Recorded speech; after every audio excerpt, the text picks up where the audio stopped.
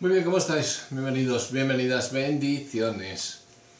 Hay veces que las crisis nos vienen solitas, no hace falta que las llamemos.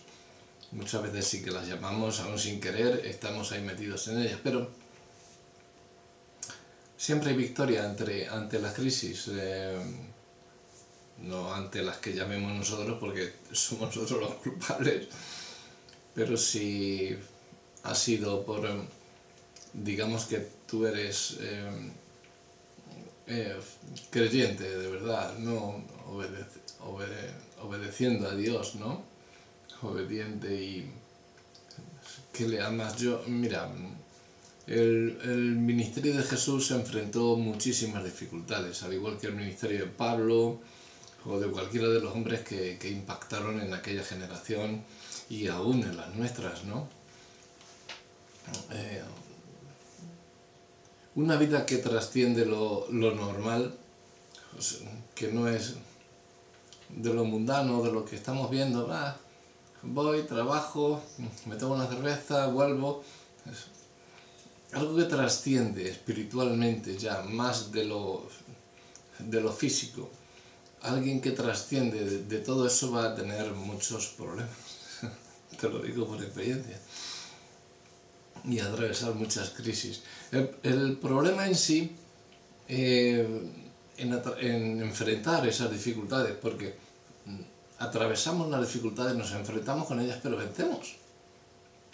No nos derrotan, ni nos quedamos derrotados como otra gente, ¿no? También hay muchos que sí, que caen y no se levantan más, pero eso ya está en el corazón de cada uno. El problema en sí no es lo más importante, sino en la actitud que tenemos frente a ese problema, ¿no? a esas circunstancias. Porque esto es lo que determina nuestra victoria o nuestro fracaso. Recuerda que en Cristo somos más que vencedores. Ahí lo dejo.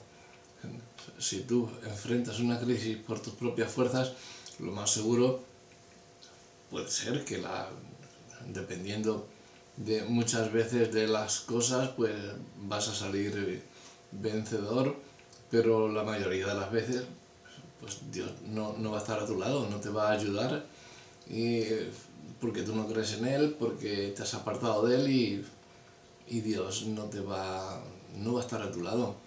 Esa frase de que Dios odia al pecado, pero ama al pecador. Qué imbéciles. Aún en la iglesia evangélica, tanto como en la católica, como en la romana, como en la presbiteriana, como en la metodista, es una payasada. ¿Sabéis quién sacó esa famosa frase de filosofía barata? Mahatma Gandhi.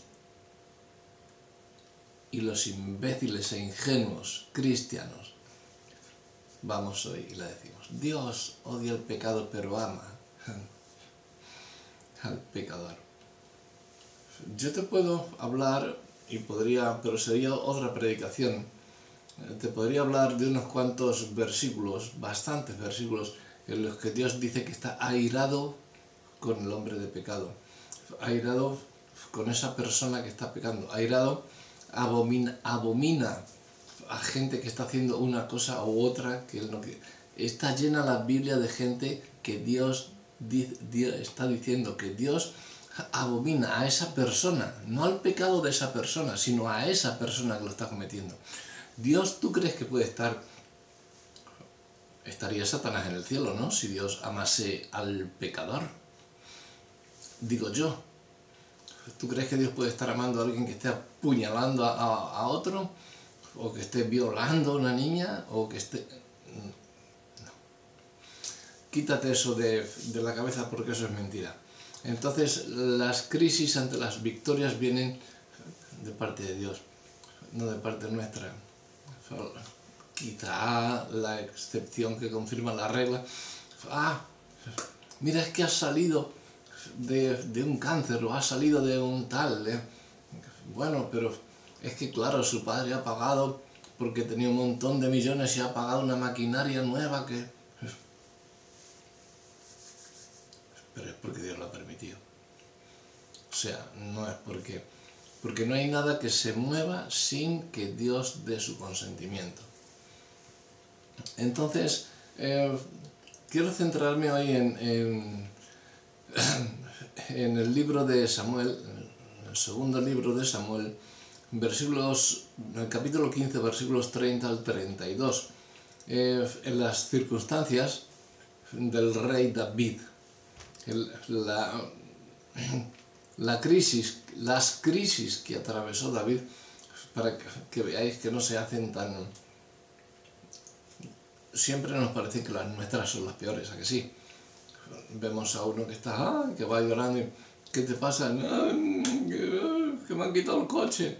Y tú dices, madre mía, si a mí me van a quitar la casa, porque me la van a embargar o yo qué sé. Siempre lo tuyo te parece lo peor. Siempre. Las circunstancias del rey David en 2 Samuel 15, podemos ver en primer lugar que su hijo, el tercero, Absalón, quiere quitarle el trono, su propio hijo. Absalón era el tercer hijo que David tuvo. Mató a su hermano Amnón, porque este violó a la hermana de Absalón, a Tamar.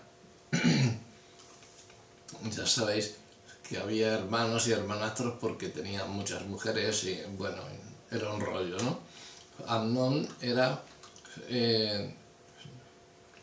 hermanastro de Absalón, pero Tamar era hermana de Absalón, de padre y madre. También preparó un complot contra su padre, Absalón, para convertirse en rey de Israel, o sea, que quiso sacar a su padre del trono. Absalón representa a ese familiar o persona cercana que nos decepciona a causa del dolor que nos transmite, a causa de lo que estamos viendo que está haciendo. Pero la batalla que David enfrenta ahora es la más grande de su vida. David enfrentó a Goliat, vivió la persecución del rey Saúl, enfrentó en muchas ocasiones a ejércitos filisteos, se quedó solo muchas veces batía a todo el mundo, era un soldado excepcional, con la fuerza del Espíritu Santo de Dios. Enfrentó a ejércitos filisteos, enemigos, por todos los lados, pero nunca planeó pelear contra su propio hijo. David mató a miles de enemigos, pero nunca se planteó el pelear contra su propio hijo. Nunca esperó que su propio hijo lo traicionara. Y para él lo más fácil le había sido, le había quitado la cabeza de los hombros de un mandoble, porque David era un experto, guerrillero, soldado y valiente y fuerte. Pero era su hijo. Esta no era solamente una batalla más, era una profunda crisis personal y familiar. La estrategia que tuvo el rey David ante la gran batalla, lo podemos ver en el versículo 30, es que se va de casa para no tener que matar a su hijo, porque tenía que haber matado. Deja que su hijo gane y se va al monte de los olivos, sube al monte. Si habéis estado alguna vez en Jerusalén, por esa parte en Tierra Santa, y habéis tenido el privilegio de haber estado en el Monte de los Olivos, se requiere esfuerzo para subir allí. El árbol del olivo antiguamente simbolizaba fortaleza, abrigo y protección, refugio. El Monte de los Olivos era el lugar preferido por Jesús. Allí enseñaba a sus discípulos, lo cual nos habla de revelación. Allí oraba, esto es, revela comunión, y allí se fortaleció en oración, implica renovación, se fortaleció en oración para ir a la cruz, en el momento más crítico de su vida. Es interesante cómo subía el rey David, lo que nos dice los versículos. Dice que iba llorando, y todo el pueblo llorando también con él, dejando Jerusalén por Absalón, porque Absalón quería matar a su padre y quería coger el trono. Iba llorando, indica que el dolor de su corazón por la traición de su hijo y las consecuencias de esa batalla eran una crisis tremenda. Iba con la cabeza cubierta, con los pies descalzos, como los prisioneros de guerra. Todos iban llorando mientras subían. A veces toca subir así, muchas veces en la vida. A veces los nuevos niveles que Dios nos tiene preparados para subir cuestan, y te cuestan lágrimas, oraciones y lágrimas y ayunos. Muchas veces todo eso que Dios nos tiene preparado está precedido por un ascenso muy difícil. Creo que Jesús, dicen muchos que Jesús lloraba cuando fue levantado en la cruz. Yo no lo creo. Creo que Jesús lloró más en el Getsemaní, sufrió más en el Getsemaní, la noche antes de la crucifixión, que estando. No te digo que no sufriera lo indecible, sufrió lo indecible. Esos clavos de 6 pulgadas metidos en todo tu cuerpo era tremendo. Pero, y estar colgado sin respiración que te quedabas, o sea, era tremendo. Pero creo que Jesús sabía que ya estaba cerca la hora de la consumación de todo.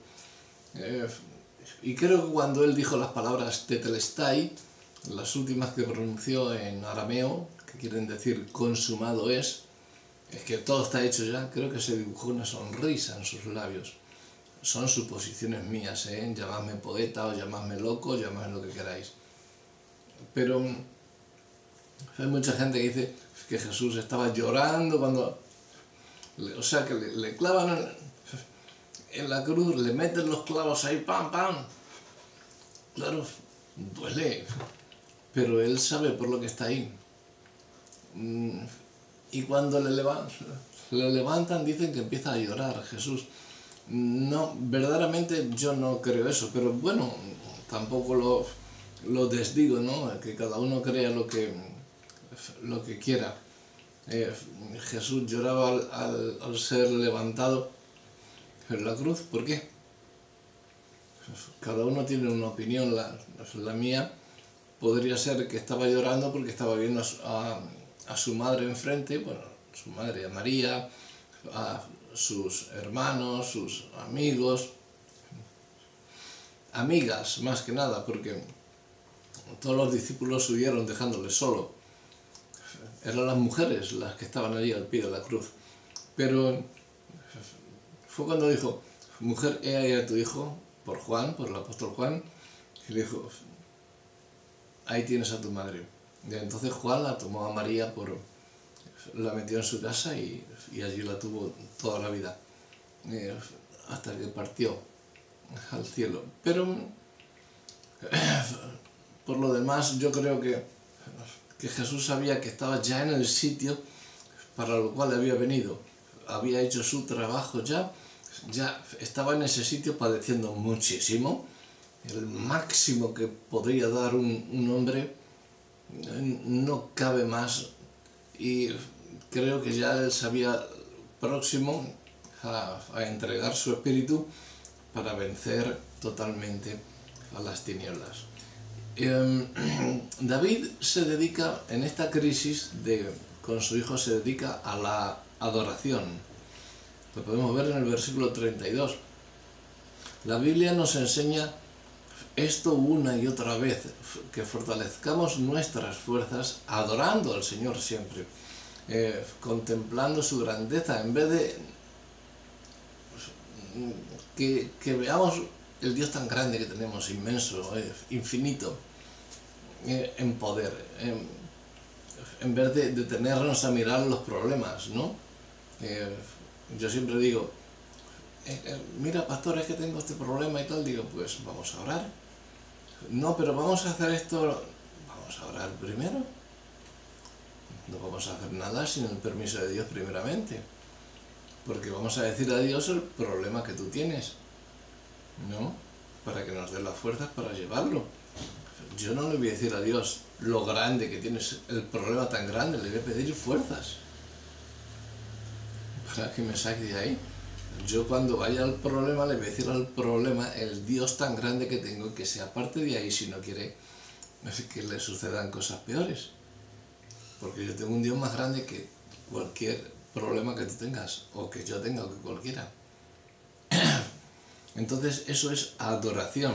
Dice que hubo, pues, subiendo se encuentra Usai, Arquita, que Usai, el nombre, significa que se apresura.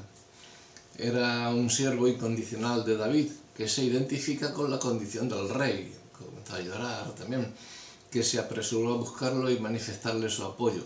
Este hombre sería instrumento para la posterior victoria de David. Mientras adoramos, Dios se está ocupando de nuestra situación por otras partes y nos está bendiciendo a la misma vez. La cumbre que estaban subiendo nos habla de la cima, de lo alto del monte, de la parte más alta del monte, las alturas. Allí era donde se construían las fortalezas, el lugar de protección. La adoración es cobertura, es protección. Dios se levanta a tu favor. La Biblia enseña que David cantó el Salmo 3, te aconsejo que le leas despacito y medites en él. David cantó el Salmo 3 en este difícil tiempo. Protección mientras adoras. Protección, Dios te está cubriendo mientras le estás adorando, estás siendo protegido. Ya puedes estar en un foso lleno de leones, que mientras estés adorando al Dios vivo, esos leones no van a poder hacerte nada. Ahí tenéis a Daniel. Fortalece su vida de oración, David. Con todo esto, vemos en 2 Samuel 15, en versículo 31, las crisis deben empujarnos a fortalecer nuestra vida de oración, me refiero. Había un consejero que tenía David antes de la rebelión de su hijo Absalón, que se llamaba Aitofel. Aitofel fue un consejero de gran sabiduría de David, que por razones desconocidas traicionó al rey para unirse a la rebelión del hijo del rey, de Absalón. Su consejo era muy valorado, tanto que se consideraba un oráculo de Dios. Cuando vio que el plan de Absalón contra David iba a fracasar, se suicidó ahorcándose. Fue un gran consejero de David y creo que la traición de Aitofel hacia David, lo que no me explico porque eso ya lo tenía antes también, pero no sé, pero la traición de Aitofel pudo haber sido motivada porque tenía ahí una raíz de amargura todavía, por cuanto David tuvo aquel gran pecado con Betsabé, aunque luego fue su esposa y madre de Salomón. Era la nieta de Ahitofel. Y lo que hizo con Betsabé y con su marido Urías Eteo, que asesinó literalmente a David, pues creo que ahí quedaba alguna raíz de amargura en Ahitofel. Vio que se podría vengar mediante Absalón y traicionó a David. Pero vio que Absalón no podía hacer nada contra David. Esa revuelta estaba condenada al fracaso, a pesar de que David había salido huyendo. Pues si David se planta ahí, cara, con todos sus valientes, los valientes de David, un ejército que habían sido criados desde niños, o sea, en la guerra eran guerreros natos, fuertes, valientes, todos, no echaban ni un paso atrás, nada. Y el pobre Absalón, que se iba a meter con... Bueno, si se hubiera quedado allí, de un mandoble lo habían descabezado. Pero eso... Entonces era su hijo y se fue David para no enfrentarse con Absalón. Finalmente, David fue empujado porque esas adversidades que muchas veces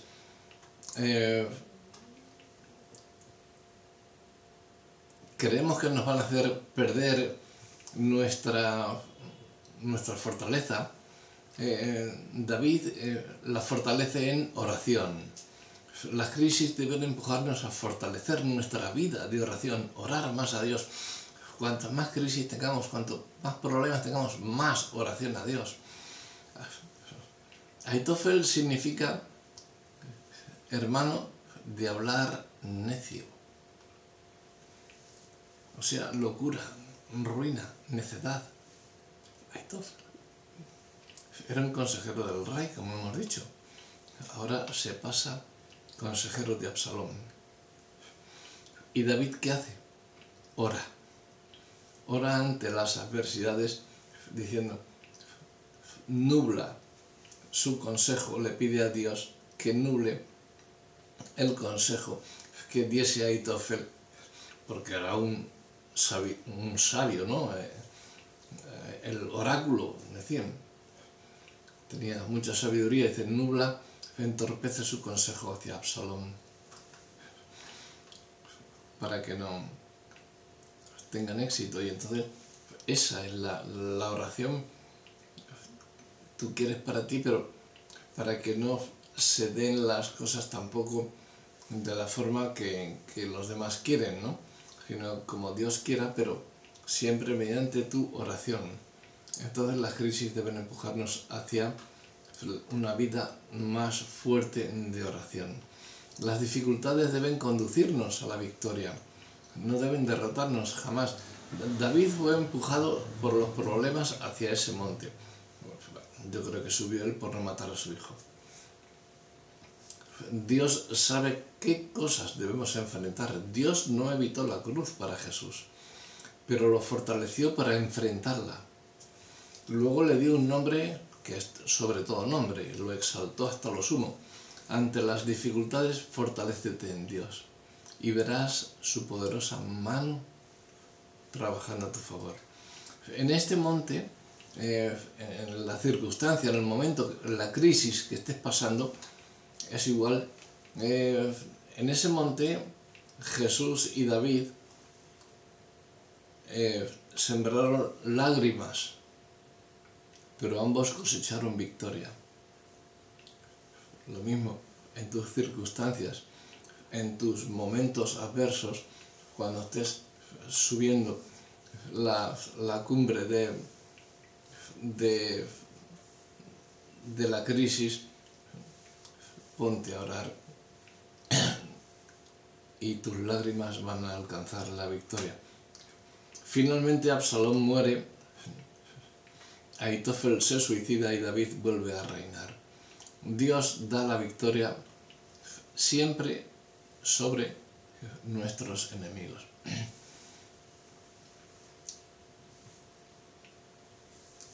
Dios nos recuerda hoy la manera de enfrentar las crisis.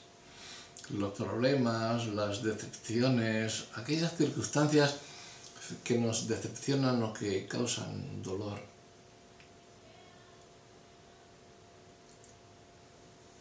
Pero ¿sabes por qué? Para que no nos olvidemos de que Él está ahí, protegiéndonos siempre. Porque tenemos un enemigo, no se te olvide, que a la más mínima que te descuides, ¡flac!, se te va a colar. Por cualquier rendijita se te va a colar. Y como se te cuele, vas a ser como Absalón. Entonces, mira a Salomón, otro hijo de David. Fue el rey más sabio, más rico, más todo de toda la tierra. Pero ¿qué pasó? Tuvo 1000 mujeres, 700 reinas y 300 concubinas, o 300 reinas y 700 concubinas. Y 1000 mujeres. Chico, si no puedes con una sola, pues te metes con 1000, que te la van a pegar por todos los sitios. Así le pasó. Salomón, hablamos muy bien de todo lo que hizo y fue muy bien toda su vida y lo hizo muy bien, pero en su vejez fue y adoró a falsos dioses, a ídolos. ¿Por qué? Porque sus mujeres, que no eran ni de su pueblo,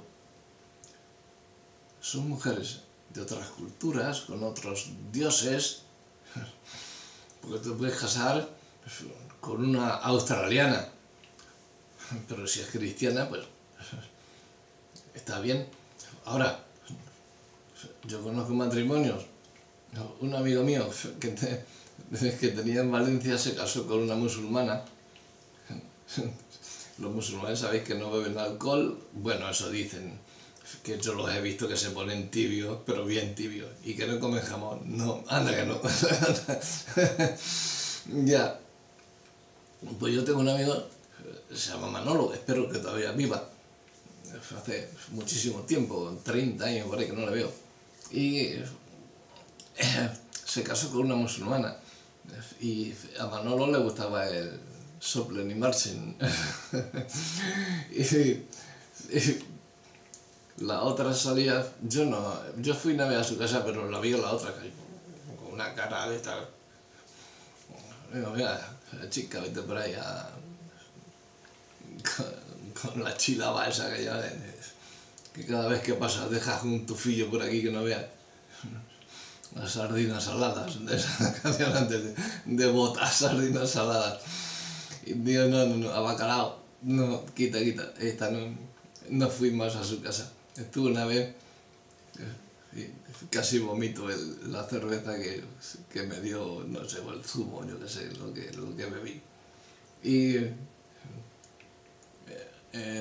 no estaba, yo todavía no conocía a Cristo, hace más de 30 años eso, bueno, ya ves. Y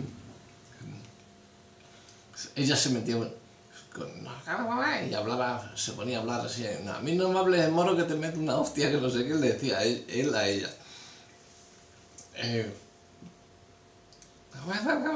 Se ponía a hablar así, háblame en cristiano que te sacudo. Luego al final este idiota se hizo la circuncisión, se cortó el prepucio. Tú estás loco, tío, tú eres payaso, ¿qué te pasa, tío? Yo cuando ya hizo eso digo, sí, de verdad es que el alcohol te ha dejado las neuronas, pero vamos, no sé. Pero no sé si dejó de beber o yo qué sé, pero sí que sé que se hizo musulmán. Vamos, porque si fuese una mujer, digamos que era, porque yo conozco musulmanas y mi mujer tiene una amiga que es musulmana, pero es una excelente mujer, limpia, educada, exquisita, te da todo lo que tiene, todo lo mejor, y tiene mucho, que es bastante adinerada, y te da todo lo que tiene, todo lo que quieras, todo. Bueno, es tremendo. Hasta su madre que dice que... Me dice, tú eres mi novio, tú vente conmigo a vivir a Marruecos, yo te mantengo, tú no hagas nada, yo te mantengo, me dice la madre. Es entrañable. Y esta muchacha no era, vamos, no le llega ni a los suelos de los zapatos a esta amiga mía musulmana. Y le hablaba a él de muy mala forma, pero claro, él es que iba siempre atacado. Hasta que un día me hizo una gracia tremenda, estábamos en la calle y estábamos en el bar, no sé, y se conoce que había quedado con ella para ir a cualquier sitio y no había ido a casa. Y ella baja de casa, estábamos en el bar debajo de su casa, porque vivíamos casi enfrente, allí en Valencia, cruzando la calle, la avenida. Y ella, ¿por qué tal? Porque igual, no sé qué, porque me has dicho esto, porque lo otro, porque siempre estás borracho, porque no sé qué, no sé cuántas, porque te gusta beber, porque tal. Y le dice, sí, tranquila, ¿dónde me conociste tú? En un bar. Dice, pues ya está todo dicho. Lárgate de aquí, déjame que en el bar. Hala, vete tú sola para donde quieras. Así era, y luego al final se corta el prepucio y se ponen las chilabas esas y ya hace musulmán. Ya era tonto. Bueno, pero aquí Dios nos recuerda esas formas de enfrentar las crisis, cómo tenemos que hacerlo, no cortándonos el prepucio, ni bebiendo whisky, sino de rodillas en oración, y Él nos protege y nos... todas las problemas, decepciones, circunstancias que nos decepcionen o que nos causan dolor, Dios nos protege de todas ellas. Adora a Dios. Adora como hizo David en adoración, sube al monte, porque Dios siempre te llama para subir, nunca para bajar. Yo creía que ya donde estaba viviendo allí yo creo que lo he comentado ya muchas veces y ya me conocéis tanto que ya conocéis mi vida entera, mejor que yo. Yo creía que ya donde vivía, ya wow, yo vivía en un palacio, tío, allá al lado de la costa, un complejo residencial con piscinas olímpicas, con gimnasios, con de todo. Yo no tenía un duro, pero el Señor me dio aquellos lujos todos estaban pagando un montón de pasta y yo creo que estaba pagando 300 euros por todo eso al mes. O sea, y tenía todo el complejo para mí y todo, o sea, pero no creas que están otras casas que pagaban más y no tenían ni... Bueno, allí casi todas tenían piscina, pero es que esta tenía dos piscinas olímpicas, tenía ahí, bueno, gimnasio, parking, de todo, vigilancia privada. Y yo digo, qué bueno es el Señor. Rafa, vete para Puerto Llano. ¿Qué? Sí. Pero Señor, ¿tú me llamas a subir? Claro, vete a Puerto Llano. Dios mío. Puerto Llano.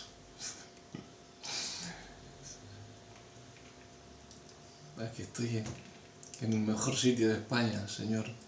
Que estoy en la costa entre Alicante y Murcia. Y me mandas a un sitio que allí no hace ni frío ni calor en ninguna época del año. Y me mandas a Puerto Llano, que hace un frío que pela en invierno y un calor que te abrasa en verano. Y digo, ¿dónde me mandas, Señor? Esto no es subir, esto es bajar. Tú ve allí. Dios siempre te llama a subir, siempre, te lo prometo. Y cuando entro y veo mi casa, Dios mío. Porque compré una casa encima. Así soy. Me compré la casa. Y cuando vengo encima me estafan. Los que me estaban haciendo las reformas se llevaron todas las perras, el dinero, me quedé a cero y sin casa. Bueno, sí, casa tenía, pero no tenía ni dónde hacer pis. O sea, fue tremendo. Y, Señor, ¿qué pasa? me arrodillé, adoré, le di gracias por traerme aquí. Digo, Señor, y enseguida mi mujer le dijo, déjame a mí, vete si quieres a Valencia una temporada, allí con mi hermano, con quien sea, porque tenemos familia en Valencia. O vete a Talavera con los niños, tenemos hijos en Talavera, que está aquí al lado. Vete a Valencia, a Talavera, donde quieras, déjame a mí. Yo esto, en un mes te lo arreglo. Fíjate cómo me vio mi mujer. Pues lo arregló.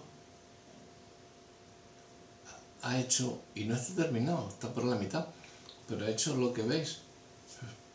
Veis mi despacho, que hago en mi despacho otras veces los directos, otras veces esto es el salón, arriba tengo otra habitación grande, 2, 3 habitaciones grandes tengo arriba. La casa no es que sea muy grande, es chiquitita, pero no queremos para nosotros dos, no queremos más. Y muy coqueta, me encanta la casa y cada día me gusta más. El barrio es muy tranquilo, tenemos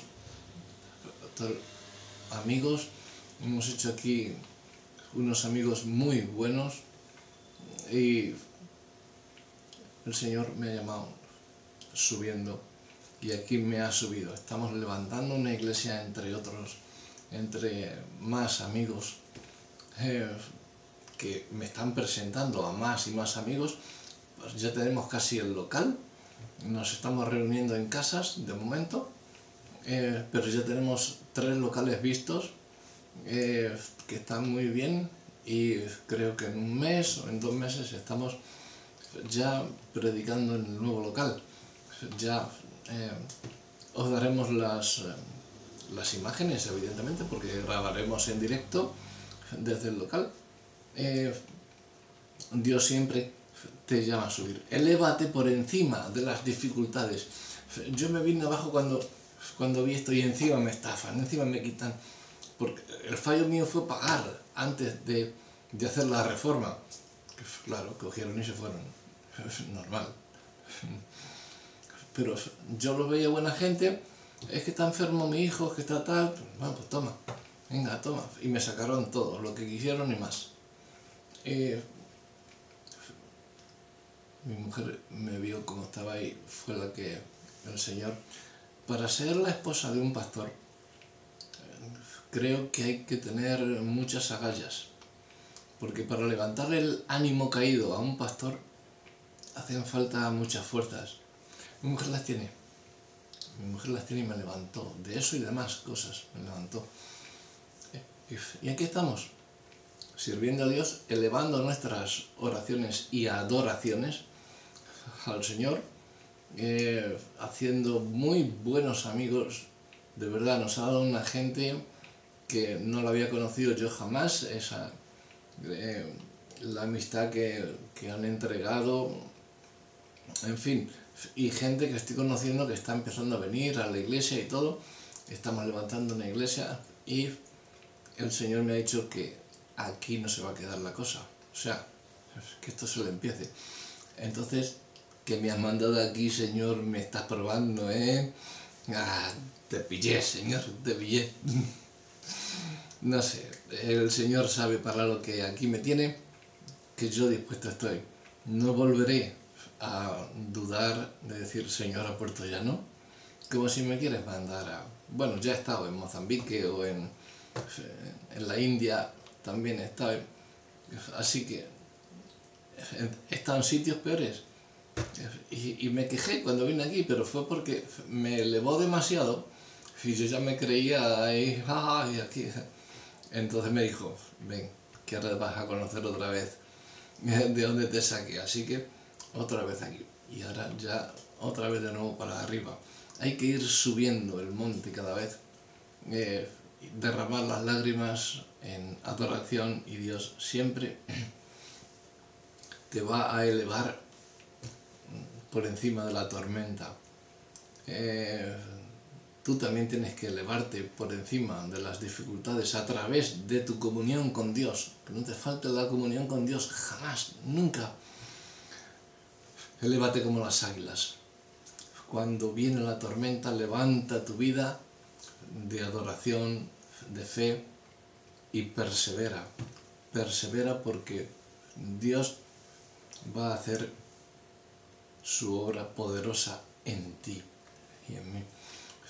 Persevera siempre. ¿Te das cuenta las águilas? Nos habla mucho de las águilas, ¿no? De que seamos como las águilas. Tú ves a una paloma, por ejemplo, que simboliza el Espíritu Santo. La paloma está aleteando para volar. Tiene que estar aleteando constantemente. El águila sube una peña en alto, espera que venga un viento favorable, ¡fum!, se lanza y no hace nada, no más que planea con su cola, con el timón de su cola y con la majestuosidad de sus alas. El águila no le verás cansarse, al águila ¡pum!, planea por encima, majestuosamente. Eso es lo que somos, eso es lo que Dios quiere que seas. No un pajarillo ahí aleteando, sino un águila impresionante. Eso es lo que Dios quiere y es lo que Dios hará, porque esa es la obra que Dios tiene y el propósito que Dios tiene para tu vida, uno de los propósitos, porque puede tener muchos, pero eso es, si tu vida es de oración, de adoración, de fidelidad a Dios, ten por cuenta que tú vas a ser un águila, que te vas a levantar por encima de cualquier circunstancia adversa que puedan ocurrir en tu vida. Y ejemplos tenemos. Vamos a la Biblia siempre. David, Moisés, Gedeón, Sansón, yo qué sé, hasta el mismo Jesús, Pablo, Pedro, Santiago, cualquiera. Podemos verlos cómo se sobreponen, cómo se sobrepuso Pedro a su negación. Dice, que he negado al Maestro, Dios mío, 3 veces, ¿qué he hecho? Ni se lo creía cuando Jesús le dijo, Pedro, ¿qué? Pero todavía tienes el valor de acercarte a mí, a un pecador como yo. ¿Me amas? Eso es lo que hace Dios contigo. Por eso envió a su Hijo a morir, para que por su sangre seas sanado, seas sanada. Si tienes una vida de oración, de adoración a Dios, Él te va a elevar por encima de cualquier tipo de tormenta o de crisis que tengas en tu vida. Y esa es, para mí, la mejor forma